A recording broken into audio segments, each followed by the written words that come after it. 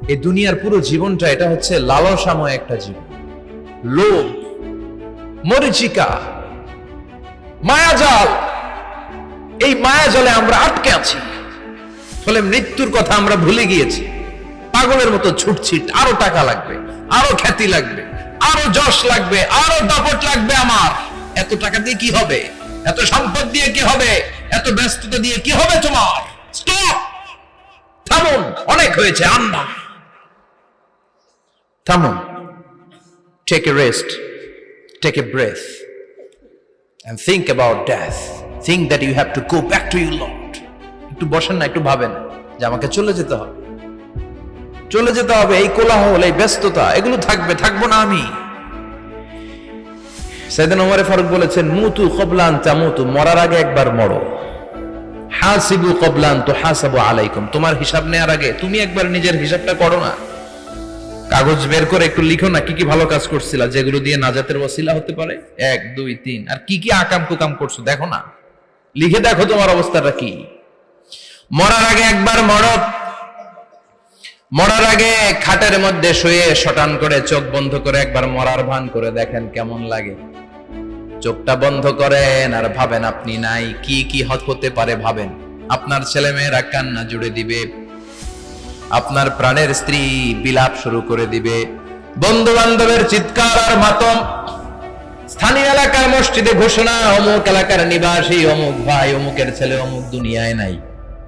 সব আত্মীয়রা চলে আসবে, ফেসবুকে স্ট্যাটাস দেয়া হবে, সবাই সবাইকে জানাবে বিকাল 4টায় অমুক হাই স্কুল ময়দানে আপনার জানাজা। ছুটে আসবে, সবাই ছুটে আসবে আপনাকে শেষ বিদায় দিতে, গুড বাই জানানোর জন্য, আল ওয়াদা, বিদায় জানাতে আসবে সবাই। 4 তাকবীর দিয়ে আপনার জানাজা হবে, অশ্রুসিক্ত জানাজায় আপনার বিদায় হবে। কাঠের খাটিয়ার মধ্যে করে কাঁধে তুলে আপনার কবরে নেওয়া হবে। আগে থেকে খুঁড়ে রাখা কবরটার মধ্যে আপনার বিছিয়ে দেয়া হবে। বাঁশের কচি দিয়ে তার উপরে মাটির চাপা দিয়ে সব চলে যাবে। ভাবেন না একবার চোখ বন্ধ করে, this is the circle of life, this is the nature of life. এটা সবার হবে, আমার হবে, আপনার হবে। এত মায়া, এত ভালোবাসা কই যাবে? কেউ থাকবে না, সবাই আপনার অন্ধকার কবরে রেখে দিয়ে চলে আসবে। উপরে বাঁশের কঞ্চি, তার উপরে মাটির চাপা, অন্ধকার আর অন্ধকার। এই অন্ধকার যেন শেষ হতে চায় না, শুধুই অন্ধকার, ঠিক কিনা? এজন্য আমাদের চলে যেতে হবে। দাদা গেল, চাচা গেল, মামা গেল, আমাদেরকেও যেতে হবে, জোরে কোন ঠিক কিনা?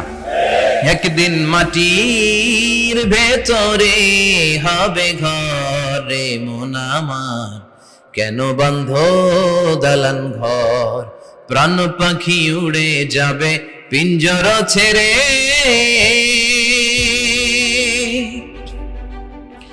ধরা ধামে সবই রবে, তুমি যাবে চলে।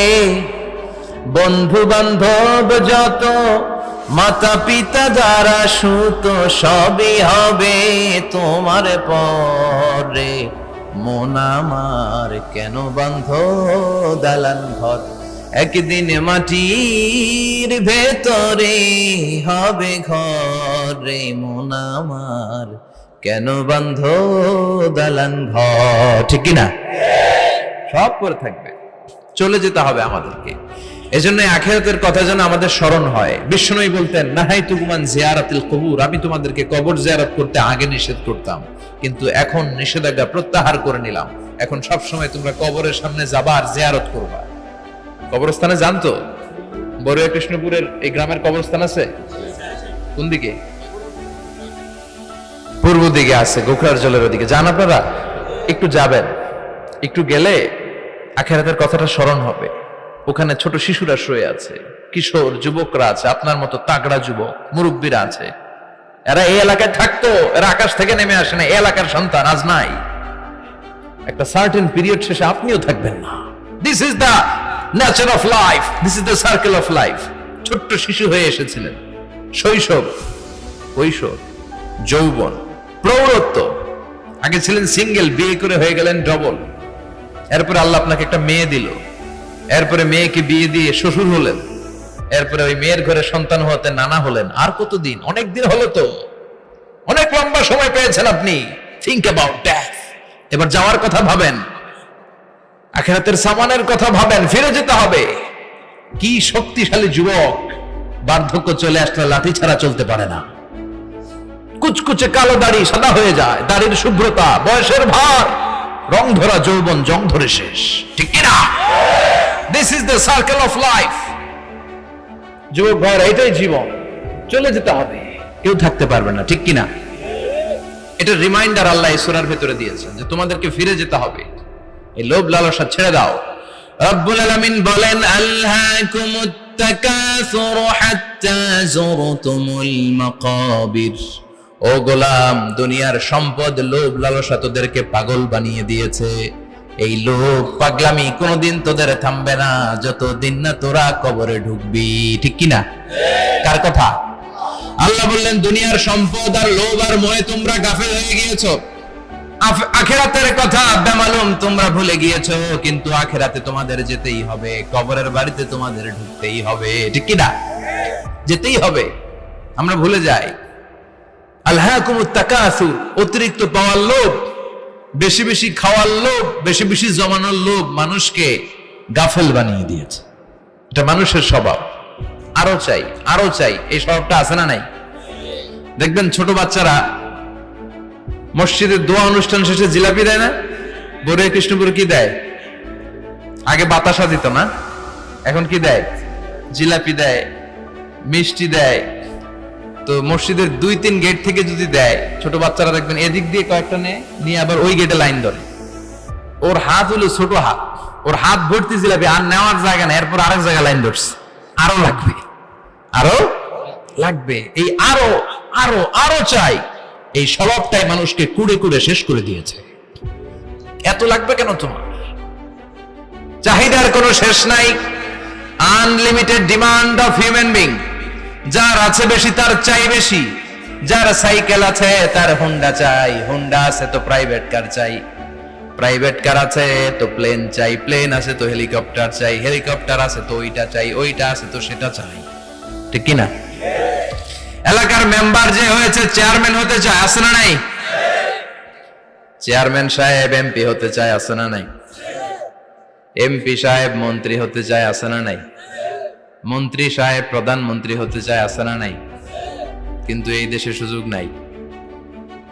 কথা কন, এই দেশে প্রধানমন্ত্রী সিলেক্টেড, 2-3 জনের বাইরে কেউ প্রধানমন্ত্রী হতে পারবি না, ঠিক কিনা? আমার এই জীবনে তো আমি 2-3 জনই দেখলাম। বেগম খালেদা জিয়া, মাননীয় প্রধানমন্ত্রী শেখ হাসিনার ছোট্টবেলা দেখেছি এরশাদকে, আমরা তখন ছোট। তো মানুষের চাহিদার কোনো শেষ নাই, যার আছে বেশি তার চাই বেশি। এজন্য বিষ্ণু বলেছেন, উনজুরু ইলা মান হুয়া আসফালা মিন, তোমার চেয়ে যে খারাপ আছে ওর দিকে তাকাও। ওয়ালা তানজুর মান হুয়া আ'লা মিন, তোমার চেয়ে যে ভালো আছে ওর দিকে তাকায়ও না, তোমার চেয়ে যে খারাপ অবস্থানে আছে ওর দিকে তাকাও। অনেকে নিজের অবস্থান নিয়ে সুখী না, এরকম আছে না নাই? আল্লাহ আমার এটা দিল না রে, ওইটা দিল না রে, পাইলাম না রে, কিচ্ছু হয় না, কি করব জীবনে, হতাশ। আসলে আছে কিন্তু অনেক, কিন্তু শুকরিয়া নাই, ডাকাত, ঠিক কিনা? নিজের অবস্থান নিয়ে সুখী না, কিন্তু অনেক লোক আছে তারা আপনার অবস্থানে পৌঁছতে চায়। তাদের দিকে তাকিয়ে দেখেন, আপনি যে অবস্থানে আছেন এই অবস্থানে পৌঁছাটা অনেকের কাছে স্বপ্ন। তারা প্রতিনিয়ত সংগ্রাম আর স্ট্রাগল করে যাচ্ছে আপনার অবস্থানে পৌঁছতে, আর আপনি এটা নিয়ে সন্তুষ্ট না। শেখ সাদির নাম শুনেছেন? বালাগাল উলা কাশাফাত দুজা, এই কবিতাটা রচয়িতা, ইরানের বিখ্যাত এক কবি। উনি একবার আর্থিক সমস্যার মধ্যে দিয়ে সময় কাটাচ্ছেন, টাকা নাই, পয়সা নাই, পায়ে দেওয়ার মতো জুতা নাই। উনি খুব দুঃখ পেলেন, হায় রে, আমি ইরানের এত বড় কবি, আমার পায়ে দেওয়ার মতো জুতা নাই। দুঃখ ভরা মন নিয়ে রাস্তায় হাঁটতে বেরোলেন। হাঁটতে হাঁটতে হঠাৎ দেখলেন একটা লোক শুয়ে শুয়ে কাঁদছে, ওই লোকটার 2টা পাই নাই, পাই নাই। উনি সেজদায় পড়ে গেলেন, আল্লাহর কাছে ক্ষমা চাইলেন, আল্লাহ অনেক দিয়েছো, শুকর আলহামদুলিল্লাহ। এজন্য যেই পরিস্থিতিতেই থাকি না কেন আমরা কি পড়বো? জোরে বলেন, কি পড়বো? এজন্য কানাতু মিনাল ইসলাম, অল্পে তুষ্ট থাকার নাম হলো ইসলাম। সম্পদ লাগবে কিন্তু সম্পদের পাহাড় লাগবে না, ঠিক কি না? অল্প খান, অল্প পড়েন, অল্প জমান, অল্পের ভেতরে বরকত ঢুকাইয়া দিছে কে? দেখবেন যাদের সম্পদ অল্প তারা সুখী বেশি, জরিপে এটা দেখা গিয়েছে, অনেক সার্ভেতে এটা এসেছে, যারা সম্পদশালী এরা দুঃখী বেশি, এদের দুঃখ বেশি, টেনশন বেশি। খুব স্বাভাবিক, টাকা যার বেশি রোগ তার বেশি, টাকা যার বেশি টেনশন তার বেশি, টাকা যার বেশি ঘরে শান্তি তার কম। আছে না নাই? ঘরের ভিতরে অশান্তি, ছেলে কথা শুনে না, ছেলে টানে গাঞ্জা, মেয়ে করে পরকিয়া। আছে না নাই? স্ত্রী কথা শুনে না, ভালোবাসা নাই, ঘরটা জাহান্নামের টুকরা। রোগ বালাই, এক একটা হসপিটাল বিল পরিশোধ করতে মাসে 5 লাখ 10 লাখ। আছে না নাই?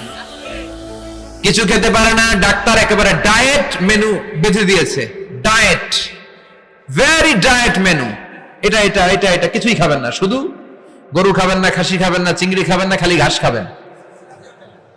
ইচ্ছে মতো ঘাস খাবেন, মানে ঘাস জাতীয় যত আইটেম আছে সব খাবেন, শাক খাবেন, সবজি খাবেন, সালাদ খাবেন। গরু, চিংড়ি, মুরগি, গোশত, ইলিশ কিছু খেতে পারে না। তাহলে রোগ বেশি, খাওয়ার মজা নাই, ঘরে সাংসারিক শান্তি নাই, খালি ব্যারাম আর ব্যারাম। ঠিক কিনা? কিন্তু সম্পদের পাহাড় ঘটেছে। আর অল্প যারা খায়, অল্প পড়ে, রিক্সাওয়ালা, কুলিওয়ালা, অল্প বেতনের চাকরি, কিন্তু হক হালালি মেনে চলে, দেখবেন শান্তি আছে অনেক। হ্যাঁ, বাসা ভাড়া দেয়, ফ্যামিলি চালায়, বাচ্চাদের স্কুল বিল, এরপরও মাস শেষে 1-2 হাজার টাকা হাতে থেকে যায়। আর ওর প্রতি মাসে 10 কোটি টাকা ইনকাম, তারপরও ব্যাংকের ঋণ আছে না নাই? সুখ কারে বলে? কিভাবে আপনি সুখকে ডিফাইন করবেন? সুখ তো টাকায় কিনা যায় না। শান্তি টাকা দিয়ে হয় না, শান্তি দেওয়ার মালিক কে? শান্তি আছে অল্প খেয়ে শুকর করার মধ্যে, শান্তি আছে আলহামদুলিল্লাহর মধ্যে। চিল্লায় বলেন ঠিক কিনা? এজন্য অল্প খাবো, অল্প পড়বো, অল্প জামাবো, অল্পের ভেতরে বরকত দিয়েছে কে? দেখেন, ধনী ভাইরা খেতে পারে না, কিন্তু রিকশালার কি সমস্যা হয়? রিকশালারা সব খেতে পারে। কুলিওয়ালা, দিন মজুর, এরা একেবারে স্লিম, সুঠাম দেহি, মেদহীন পেট, পেটে কোনো মেদ নাই, ভুড়ি নাই। আর কোটিপতিদের মেদ আসারা নাই, এত বড় বড় পেট। ঠিক কিনা? আমাদেরও পেট আছে, তবে হালাল পেট। এটা হারাম টাকা দিয়ে এই ভুড়ি বানাই নাই আমরা। ছিলে বলেন ঠিক কিনা? রিকশাওয়ালা, কুলিওয়ালা নিজেও নামাজ পড়ে, বউ নামাজ পড়ে, বাচ্চাটাও নামাজ পড়ে, রিকশা চালায় আর জিকির করে লা ইলাহা